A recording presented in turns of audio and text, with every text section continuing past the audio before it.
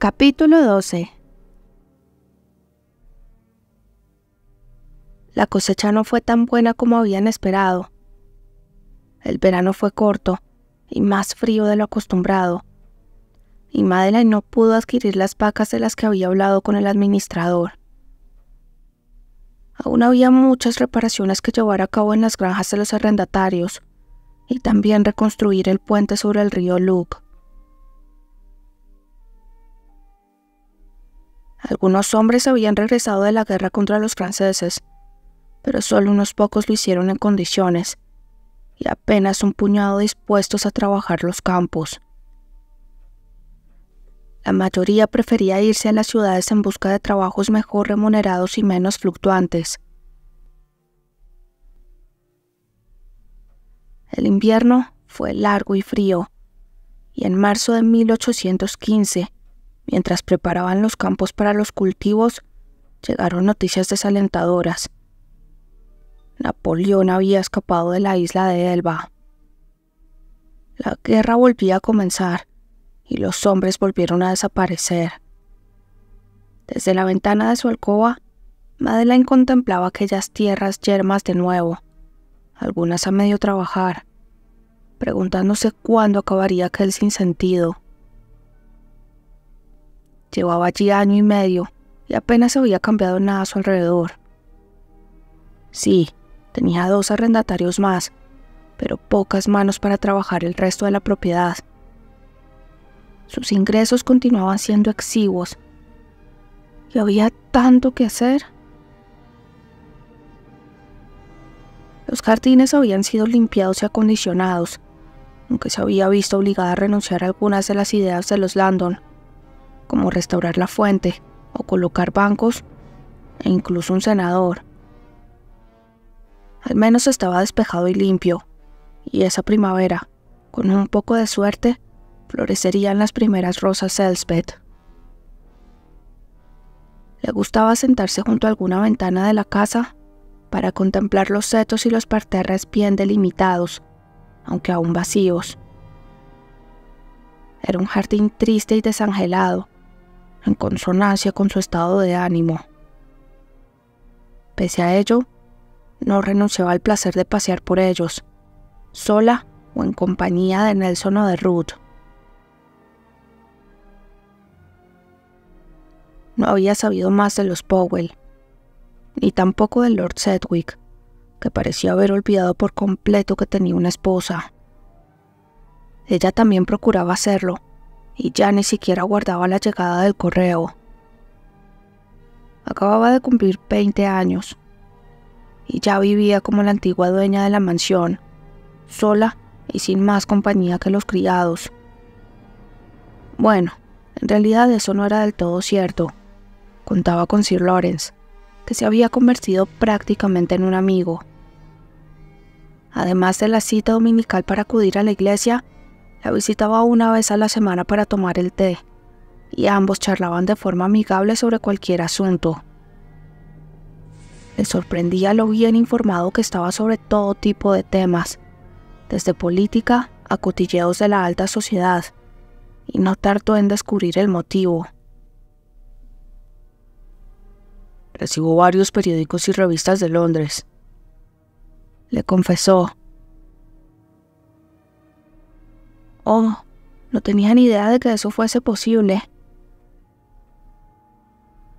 «Querida, no vivimos en el corazón de África», señaló el hombre. «Aunque de hecho, no me extrañaría que la prensa británica llegase también hasta allí». «Sí, es probable». Madeleine se mordió el labio pensativa. «Puedo prestárselo si quiere». Se ofreció tan galante como siempre. «Llegan con varios días de retraso, lógicamente, pero de ese modo estará informada en todo momento de lo que ocurre en Londres y en el resto del mundo». «Eso resultaría sumamente agradable», reconoció ella, que pensó que de ese modo se sentiría menos aislada. «Si le parece, La próxima vez le traeré algunas direcciones a las que puede escribir solicitando una suscripción para recibir cualquier publicación que desee, incluso revistas femeninas. Solo debe incluir la cantidad estipulada en el interior del sobre. Y también le proporcionaré las señas de un librero de confianza. Periódicos, revistas, libros. A Madeleine le sorprendió que acceder a ellos fuese tan sencillo. Tenía a su alcance un mundo de posibilidades que hasta ese instante ni siquiera conocía. Habría preferido no tener que esperar una semana hasta que Sir Lawrence regresara. Sin saber muy bien por qué, la necesidad de recibir en su casa la prensa londinense y nuevos libros para leer se tornó apremiante. Quizá podría enviar mañana a mi secretario con esas señas, después de todo, dijo Sir Lawrence, que parecía haberle leído el pensamiento. E incluiré algunos diarios atrasados, por si le apetece algo de lectura. Madeleine le habría echado los brazos al cuello, pero se limitó a agradecerle su constante amabilidad. Era tanto lo que le debía ya, que aquello era solo un añadido más a su lista. No solo había estado a su lado en todo momento, siempre presto a dar un buen consejo o a escuchar sus inquietudes. Incluso se había ofrecido a prestarle dinero, una oferta que ella había declinado, por supuesto. Y unas semanas atrás, cuando Evans cayó enfermo, se hizo cargo personalmente de asesorarla en los asuntos de Blackrock Manor que no admitían demora. Incluso lidió con Gordon Burke, que llegó en busca de Evans con nuevas exigencias, entre ellas el dichoso puente. El arrendatario se marchó ofuscado y molesto, y Madeleine agradeció no haber tenido que enfrentarse a él. A veces, Madeleine observaba a Sir Lawrence de reojo y se preguntaba qué habría hecho de bueno en su vida para merecer un regalo como aquel hombre. Pese a todas las vicisitudes de su existencia, también era una mujer afortunada. Sus conversaciones a partir de ese día fueron mucho más ricas e infinitamente más interesantes. Debatían sobre las leyes que se discutían en el Parlamento o sobre la situación económica. Intercambiaban impresiones sobre la guerra, charlaban sobre exposiciones u obras de teatro que se presentaban en la capital o sobre los libros que se publicaban. Ninguno de los dos mencionó nunca nada relativo a los Sedgwick, pese a que estos aparecían con cierta frecuencia en la prensa londinense. Así se enteró Madeleine de que su cuñado Howard se había casado con Beatrice Mansfield, un evento al que ni siquiera fue invitada. El mes de abril batió sus alas sobre Blackrock Manor y dejó su rastro en forma de un puñado de pequeños capullos tan negros como una noche sin luna.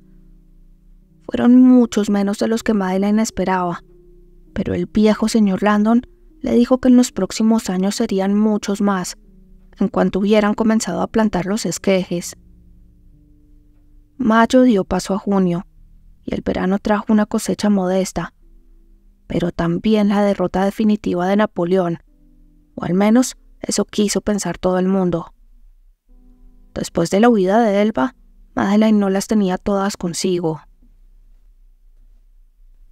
Ese otoño pudo comprar al fin una docena de ovejas y media de vacas de Hereford, unos animales mansos de color castaño, con la cabeza y el pecho blancos, que Evans puso a cargo de un joven que había regresado del frente con media cara destrozada. Parte de su alma debió de quedarse en el continente, porque solo 2 meses después lo encontraron ahorcado en el árbol de una de las lomas, mientras el ganado pastaba ajeno a la tragedia. El joven Tommy Evans se hizo cargo de los animales hasta que lograron encontrar a alguien definitivo. El muchacho, que había crecido casi un palmo desde su llegada a la mansión, era tan cumplidor como eficiente, sin importar la tarea que se le encomendase. Desde que los Evans habían restaurado al fin la antigua casa del administrador y se habían mudado allí, le veía mucho menos, pero no había duda de que sería un hombre de provecho. Cuando Evans y ella hicieron el balance anual, descubrió que podría sobrevivir exclusivamente con las rentas que producía la propiedad, que también le permitirían acometer gran parte de las reparaciones pendientes. No podría costearse ningún lujo, pero tampoco lo necesitaba. Fue entonces cuando se sentó a escribir la segunda carta a Barry Dawson, el administrador de su esposo, en la que renunciaba a la renta que recibía de él. No quería deberle nada a aquel miserable. Lo que percibía de Black Rose Manor se lo había ganado a pulso y le pertenecía por derecho. No quería su caridad, ni nada que tuviera que ver con él. Esa fue la última vez que le escribió. Se acercaba la Navidad de 1815, la tercera que Madeleine pasaba allí, y decoró la casa por primera vez. Sin lujos ni excesos, pero con alegría, aunque fuese solo ella quien iba a disfrutarla. Dio fiesta a casi todo el servicio, incluida su doncella, y rechazó la invitación de la señora Foster para cenar en su casa el día de Navidad, porque no le pareció apropiado robarles ese momento tan íntimo y familiar. Pensó en su propia madre, con quien se escribía con cierta frecuencia. Sus misivas siempre eran distantes y llenas de consejos superfluos que ya no tenían cabida en su nuevo modo de vida. Las leía con desgana y tardaba lo indecible en contestarlas, sin saber siquiera qué contarle. No deseaba alargarse ni relatarle los pormenores de su día a día, que no le interesarían en absoluto. Así es que se limitaba a decirle que se encontraba bien de salud y hablar de cosas triviales. A menudo se preguntaba qué pensaría si descubriera el tipo de publicaciones que leía sin ningún recato, y cómo discutía de política o de economía con un hombre como Sir Lawrence. Sin duda no lo habría probado.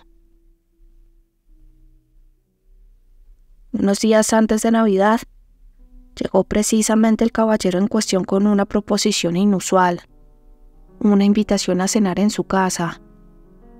Al parecer, iba a contar con la presencia de un buen amigo y había organizado una discreta velada en su honor, a la que le encantaría que ella asistiera.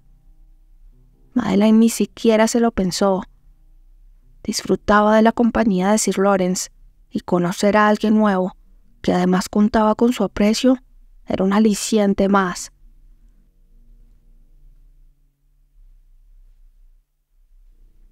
Nelly pensaba que aquel vestido que ayudaba a Lady Sedgwick a ponerse era el más bonito que había visto nunca.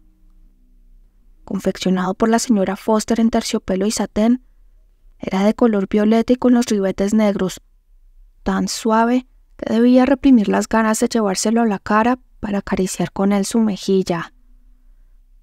La señora parecía una reina con él, y se contemplaba en el espejo como si no se reconociera. No era de extrañar, siempre iba ataviada de forma sencilla y cómoda.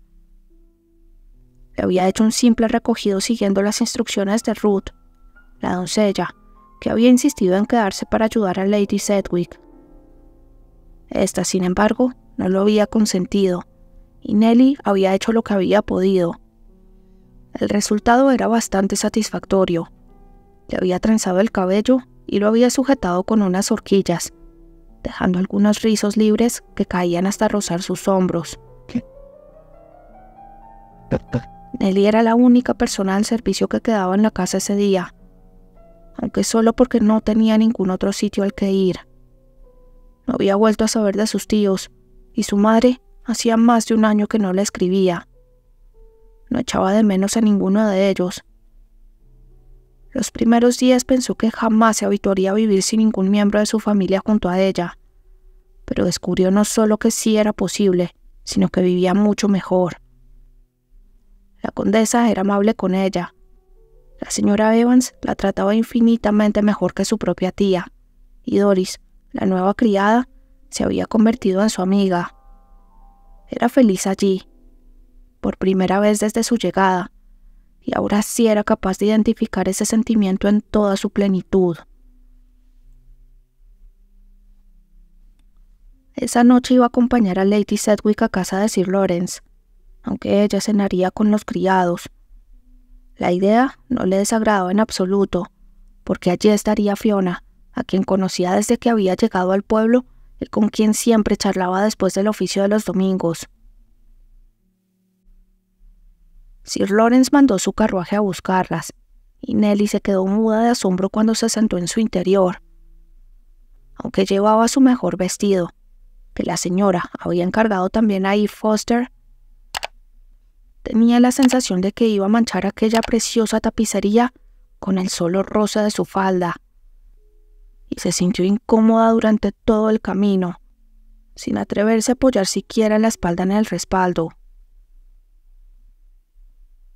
Solo había estado en casa de Sir Lawrence en una ocasión, unos meses atrás, cuando llegó una nota de Lady Sedgwick. Entonces le había parecido grande y lujosa, demasiado grande a su entender para un hombre que vivía solo, y que ni siquiera era lord. Pero esa noche aún lucía más espléndida, iluminada con lámparas de aceite y antorchas, y adornada con ramas de abeto y guirnaldas de papel. Parecía sacada de algún cuento de hadas. Junto a la entrada había otros vehículos, aunque ninguno tan lujoso como en el que viajaba. Nelly saboreó el momento cuanto pudo, consciente de que posiblemente jamás tendría la oportunidad de volver a subirse a él. Cuando al fin llegaron hasta la escalinata principal y un paje les abrió la portezuela, bajó con desgana y aprovechó para acariciar con disimulo uno de aquellos paneles de madera que parecía pintado con oro. Evans acudiría con la berlina a buscarlas más tarde. Así es que se despidió de aquel vehículo y se encaminó hacia la entrada trasera, donde ya la guardaba una Fiona nerviosa y emocionada. Un rato después, había olvidado por completo el carruaje de Sir Lawrence. Hacía demasiado calor en aquella estancia. Fue lo primero que pensó Madeline al ser conducida al salón principal. La chimenea estaba encendida y habían colocado un par de braseros adicionales. Era cierto que la noche era fría y que ya olía nieve, pero allí dentro podría haberse cocinado directamente sobre el suelo. Sir Lawrence se acercó de inmediato y, fiel a su costumbre, besó su mano enguantada. Luego le presentó a su amigo, Thomas Andrew Knight, un hombre que rondaba los 60, de estatura mediana y mirada amable. La calva de su coronilla brillaba bajo la luz de los candelabros que había repartidos por toda la habitación. Había otros invitados en la sala a los que Madeline ya conocía, y que también la saludaron con la debida cortesía. Sir Jenkins y su esposa, con quien coincidía en la iglesia cada domingo, se mostraron algo más cordiales de lo acostumbrado. Edward Constable y su mujer Rose la recibieron con suma amabilidad. Y mucho más secos, el reverendo Wilkes y su esposa Hester, una mujer menuda y algo insignificante, pero con una nariz tan larga y pronunciada que a Madeline siempre le resultaba difícil mantener la vista alejada de ella. «Veo que su esposo no la acompaña tampoco en esta ocasión, Lady Sedgwick», señaló entonces el reverendo, con cierto desagrado en el semblante.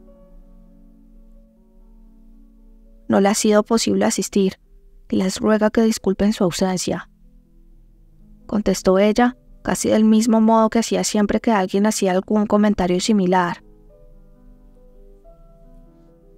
«Quizá debería usted haber viajado a Londres», insistió el señor Wilkes. «En fechas como estas, la familia debería mantenerse unida». «¿Le apetece una copita de Jerez, Lady Sedgwick?», interrumpió Sir Lawrence, a quien no le agradaba el tono que había adquirido aquella conversación. Durante un breve instante se preguntó si había hecho bien invitando al reverendo.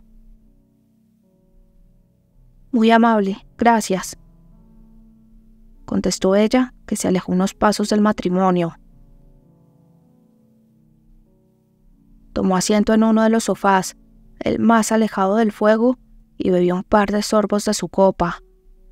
El licor estaba delicioso. Sir Lawrence condujo la conversación hacia su amigo, cómodamente instalado en una de las butacas.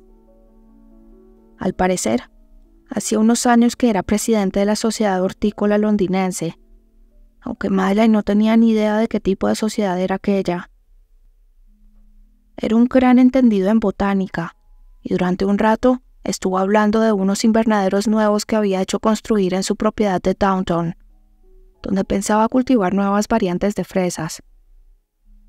Madeline solo había probado aquellos frutos en un par de ocasiones y recordó que le resultaron exquisitos.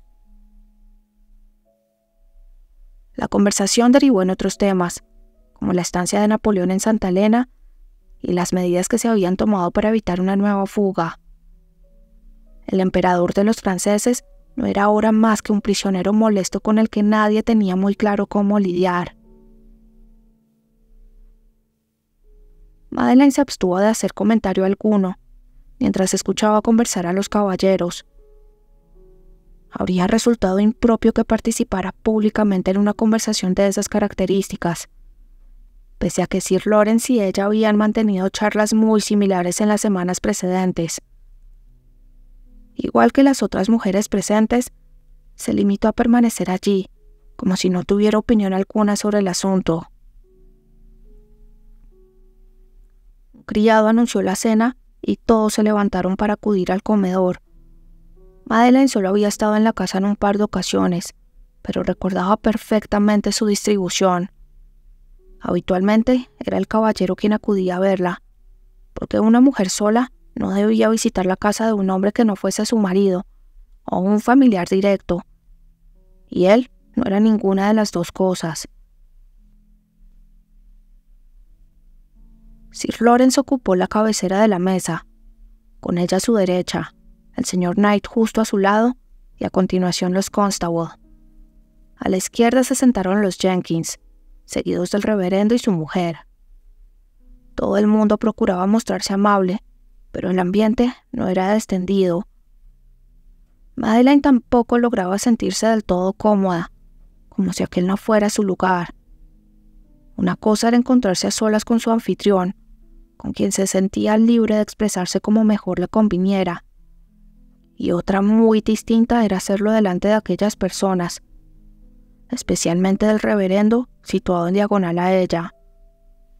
Mientras degustaba el consomé de entrante y luego un trozo de pavo asado con puré de zanahorias, sentía su mirada vigilando cada uno de sus movimientos. ¿Y qué la mantiene tan alejada de Londres, Lady Sedgwick?, preguntó entonces el señor Knight, cuyo único propósito parecía intentar iniciar una conversación tras unos minutos de incómodo silencio. En realidad vivo aquí, señor Knight, en Black Rose Manor. Black Rose Manor. No me lo habías comentado, Lawrence, añadió dirigiéndose a su amigo. Debí olvidarlo. Hace unos años visité esa propiedad. ¿Sí? Madeline había detenido su mano a medio camino de su boca, con un trozo de asado insertado en la punta. Escribí un tratado sobre el cultivo de manzanas y recorrí todo el condado estudiando las distintas variedades que se dan en la zona, respondió. Recuerdo que dediqué unas líneas precisamente a Black Rose Manor. Me temo que soy incapaz de distinguir unos árboles de otros, confesó Madeline, que pensó en aquellos huertos frutales que había contemplado solo de lejos. Si la memoria no me falla, cuenta con varias especies interesantes, le explicó el botánico. manzanas ácidas, como la Ashmits Kernel y la Brown, que son las que dan sabor y limpieza a la sidra, y dulces como la Northwood o la Court Royal, que le proporcionan su agradable sabor. Creo recordar que había otras variedades, como la famosa y ya casi extinta Red Streak. Hizo una pausa y dio un sorbo a su copa de vino. Es una lástima que la guerra nos haya llevado a abandonar cultivos tan interesantes como ese, ¿no cree? Continuó. Podría hacerse una sidra excelente con esas manzanas. ¿Pero la sidra no es una medicina?, preguntó la señora Wilkes. Bueno, así ha sido considerada durante años, explicó el señor Knight. De hecho, aún se sigue recetando para paliar la gota. Pero es una bebida espirituosa, como el champán, y Herefordshire cuenta con un terreno especialmente fértil para el cultivo de manzanos. Yo poseo unos cuantos en mi propiedad, señaló el señor Jenkins, y cada año vendo la cosecha a la sidrería de Pembridge. ¿De qué variedad son? El botánico no pudo disimular su interés. Lo cierto es que no lo sé. Pero son muy ácidas, dijo su esposa. Absolutamente inadecuadas para cocinar. Tengo entendido que muchos años atrás aquí se elaboraba una sidra de cierta calidad, intervino el señor Constable. Encontré varios documentos en el despacho del ayuntamiento que hablaban sobre ello. ¿Es muy complicado elaborar sidra? Madeleine comenzaba a estar vivamente interesada en aquel asunto. Requiere un elaborado proceso que debe llevarse a cabo de manera adecuada para que la bebida no se estropee, respondió Knight. Y habría que comprobar en qué estado se encuentran los manzanos, pero no es imposible, desde luego. Tal vez podría usted recomendarme a alguien para que se ocupara de echarles un vistazo. ¿No cree que debería consultarlo primero con su esposo, milady? La voz grave del reverendo interrumpió la amena charla. ¿Cómo? Madeleine carraspeó. ¿Cómo dice?